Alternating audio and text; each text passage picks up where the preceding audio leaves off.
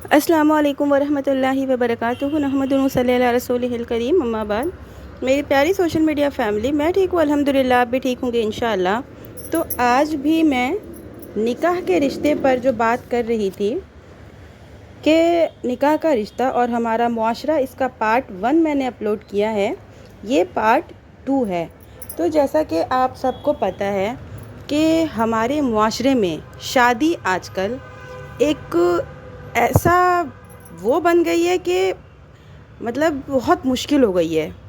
शादी को लेकर के जो इखराजात और शादी को लेकर जो हमारी ज़हनियत आजकल के टाइम में बन गई है, ये बहुत ही गलत है। इसी में एक चीज़ होती है कि रिश्ते की पेशकश कौन करे। अगर लड़की वाले रिश्ते की पेशकश करते हैं तो लड़के वाले सोचेंगे कि लड़की में लग रहा है कोई कमी है, रिश्ता नहीं आ रहा होगा, इसी वजह से ये लोग पेशकश कर रहे हैं। ऐसे ही बहुत सी मुश्किलों का सामना अक्सर लड़कियों की फैमिली को करना पड़ता है रिश्ते में। बहुत बार ऐसा भी होता है कि लड़कों की फैमिली को भी ऐसे मामलात का सामना करना पड़ता है जो कि बिल्कुल ही गलत हैं। तो इसी टॉपिक पर मैं कुरान और हदीस की रोशनी में चंद बातें आपके सामने पेश करूंगी। लड़की वाले पैगाम दें या लड़के वाले पैगाम दें, ये एक नाक का मसला है और हमारा मुआशरा दोनों खानों में बटा हुआ है। कहीं तो ऐसा है कि लड़की वाले रिश्ता तलाश करते हैं और लड़के वाले जब चुप बैठे रहेंगे कि मेरा तो लड़का है, मैं क्यों जाऊं, ऐसा कहने के लिए। और कहीं ऐसा है कि लड़के वाले मोम लगाकर नाक ऊंची कर लेंगे कि मैं खुद अपनी बेटी के लिए किसी से नहीं कहूँगा। ये सब मामलात जो है हमारे मुआशरे में आम हैं, वरना नाक कट जाएगी अगर रिश्ता भेज दिया तो। और लोग कहेंगे क्या बात है, बेटी का रिश्ता खुद क्यों तलाश कर रहे हैं, बेटी भले ही बूढ़ी हो जाए मगर किसी से नहीं कहेंगे। तो ये सब चीज़ें हमारे मुआशरे की आजकल जो कि बहुत गलत चीज़ें हैं हमारे मुआशरे में। और ये हर जगह नहीं होता है, कई जगह ऐसी भी हैं जो आज भी दीनी माहौल के हिसाब से लोग रहते हैं।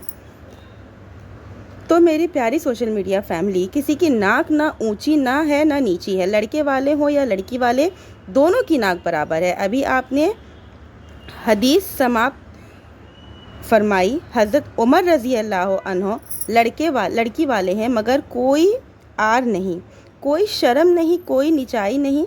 हज़रत उस्मान रज़ी अल्लाह अन्हा मर्तबे में उमर रज़ी अल्लाह अन्हो से कम है मगर इनसे भी कह रहे हैं इन्ना शैतान कहा तो का हफ्सत बिनता उमर। जैसा कि ये हदीस मैंने पिछली वीडियो में आपको बता चुकी हूँ। इस हदीस से रिलेटेड मैं आपको वाक़या पूरा पिछली वीडियो में कवर कर चुकी हूँ। अगर आपने पिछला वीडियो मेरा नहीं देखा है पार्ट 1, तो आप लिंक डिस्क्रिप्शन में डाल दूँगी, आप चेकआउट कर लीजिएगा। ऐसे ही हज़रत अबू बकर रज़ी अल्लाह अन्हु ने इनसे मर्तबे में बड़े हैं मगर इनसे भी कह रहे हैं इन्ना शैतान कहा तो का हफ्सा बिन्त उमर। अगर आप चाहें तो मैं अपनी बेटी हफ्सा की शादी आपसे कर दूं। हज़रत उमर जैसे जलीलुल कद्र सहाबी को अपनी बेटी का रिश्ता पेश करते और पैगाम देते, कोई नीचाई नहीं हो रही। अगर हज़रत उमर की नाक नहीं नीची हो रही तो हमारी नाक क्यों नीची होगी? हम कौन हैं भाई? तो मेरी प्यारी फैमिली, ये उमूर शरइया और नावाकिफियत की खुली हुई दलील है। मुआशरे की इस रौश को जितनी जल्द मुमकिन हो बदल देना चाहिए। दूसरी मिसाल लीजिए, हज़रत आयशा रज़ी अल्लाह अन्हा हज़रत अबू बकर रज़ी अल्लाह अन्हो की बेटी हैं और रसूलुल्लाह सल्लल्लाहु अलैहि वसल्लम की ज़ौजा मुतहरा हैं। आपको मालूम है ये रिश्ता कैसे तय हुआ था? खुद रसूलुल्लाह सल्लल्लाहु अलैहि वसल्लम ने हज़रत आयशा से शादी के लिए अबू बकर रज़ी अल्लाह अन्हो को पैगाम दिया था। हदीस सुनिए, हज़रत उर्वा रज़ी अल्लाह अन्हो, उर्वा बिन ज़ुबैर कहते हैं कि नबी सल्लल्लाहु अलैहि वसल्लम ने आयशा के लिए अबू बकर को पैगाम दिया तो अबू बकर रज़ी अल्लाह अन्हो ने आपसे कहा मैं आपका भाई हूँ, लिहाजा आयशा आपकी भतीजी हुई, कैसे आप निकाह करेंगे? आप सल्लल्लाहु अलैहि वसल्लम ने फरमाया अंता अखी फ़ी दीनिल्लाह व किताबिही व हिय ली हलाल, तुम में अल्लाह की किताब के रो से मेरे दीनी भाई हो, आयशा मेरे लिए हलाल है। सही बुखारी की ये रिवायत है। سنا آپ نے یہاں خود رسول اللہ صلی اللہ علیہ وسلم لڑکی کے باپ کو پیغام دے رہے ہیں اور پیغام منظور ہو کر شادی بھی ہو گئی۔ 2 حدیثیں آپ کو سنائی گئی ہیں۔ ایک سے ثابت ہو رہا ہے کہ لڑکی کی طرف سے پیغام دینا جائز ہے، شریعت کی نگاہ میں قطعاً معیوب نہیں ہے۔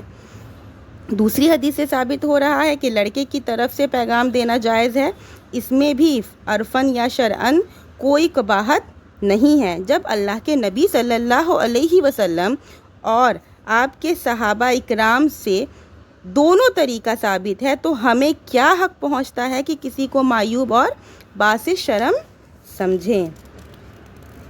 دینداری، شادی کے لیے یہ دیکھنا کہ دینداری ہے یا نہیں، تو حضرت عمر رضی اللہ عنہ کی ایک معزز اور بااثر آدمی تھے، ان کی بیٹی کے لیے رشتوں کی کمی نہیں تھی۔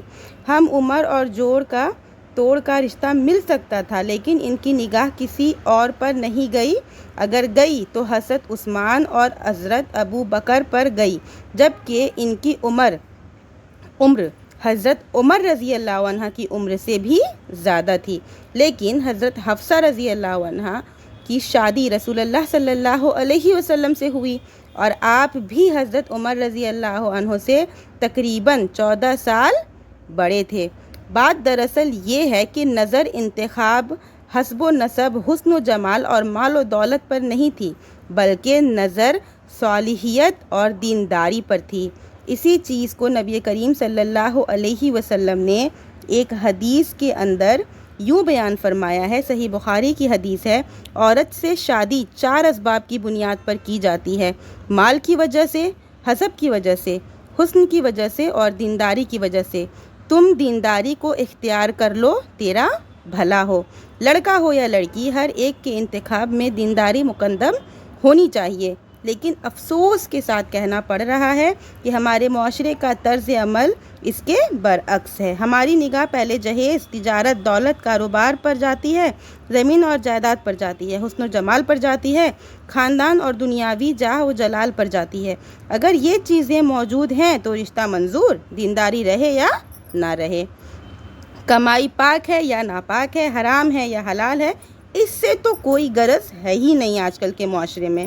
بلکہ کچھ مثالیں ایسی بھی ہیں ہمارے سامنے کہ کاروبار، تجارت اور خوشحالی سب کچھ مناسب ہے، لیکن مولوی صاحب ہے، ملا ہے، داڑھی والا ہے، اس لیے رشتہ نہیں ہوگا، یعنی دیندار ہونے سے رشتہ منع کر دیا گیا کیونکہ یہ دیندار ہے۔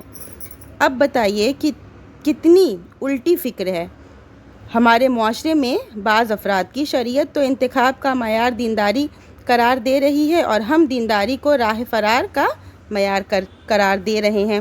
اب آپ خود فیصلہ کر سکتے ہیں کہ اس مجاز اور معیار انتخاب سے وجود میں آنے والی نسل کیسی رہے گی، اس کو اسلام سے اور اسلامی تہذیب سے کتنی دلچسپی رہے گی، وہ ماں اور باپ کی کتنی اطاعت گزار رہے گی، اس کے اخلاق اور کردار کیسے رہیں گے۔ آج ہر شخص کو اپنی اولاد کے اخلاق سے، برتاؤ سے، چال چلن سے شکایت ہے۔ اگر آپ چاہتے ہیں کہ اولاد نیک اور فرما بردار ہو تو دیندار رشتہ تلاش کریں، اسی میں بھلائی ہے۔ ویڈیو زیادہ لمبی نہیں کروں گی۔ آخر میں اللہ تعالیٰ سے دعا کرتی ہوں کہ ہمارے معاشرے میں یا اللہ اصلاح کی بہت ضرورت ہے۔ ہم تمام مسلمان بھائی بہنوں کو کتاب و سنت کی روشنی پر چلنے کی توفیق عطا فرما، آمین۔ وآخر دعوانا ان الحمدللہ رب العالمین۔ ملتے ہیں نیکسٹ ویڈیو میں۔ اگر آپ کا کوئی سوال ہے تو آپ مجھے کمنٹ میں پوچھ سکتے ہیں۔